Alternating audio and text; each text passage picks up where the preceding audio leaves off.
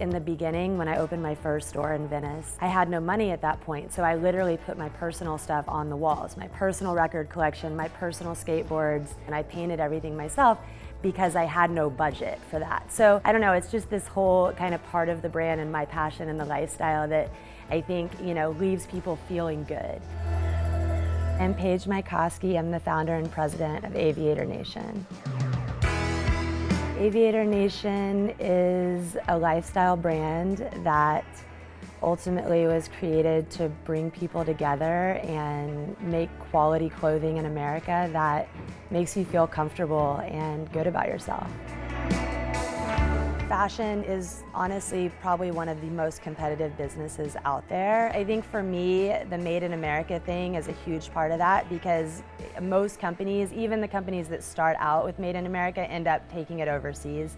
And now that I've done this for 16 years and I'm still making it in California, where it's very expensive obviously to make clothes, I think that makes me feel like I'm doing something different and better than a lot of other companies.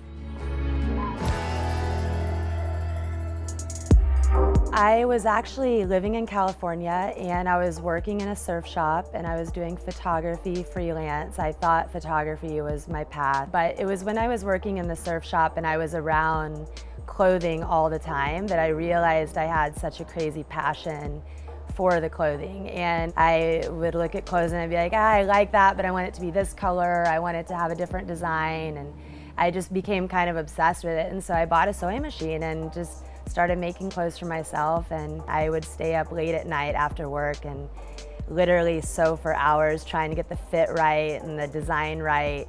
And it wasn't just a fun little hobby, it was truly a passion and I became kind of obsessed with it.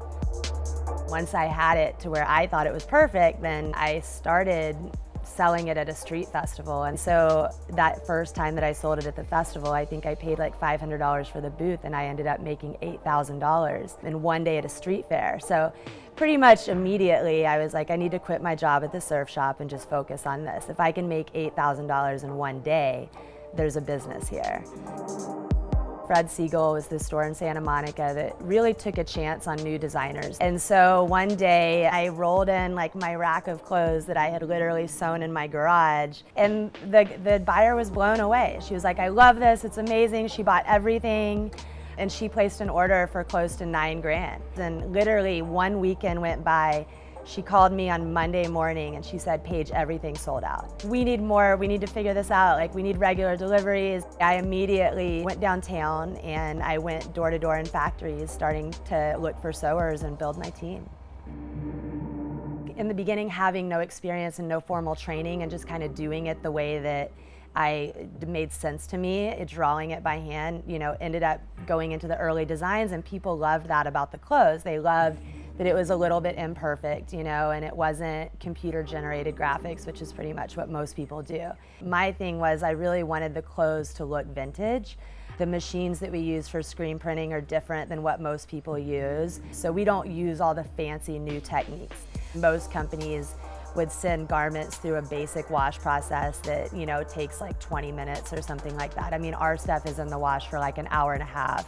And that's what I'm passionate about because I want it to feel vintage when you're buying it.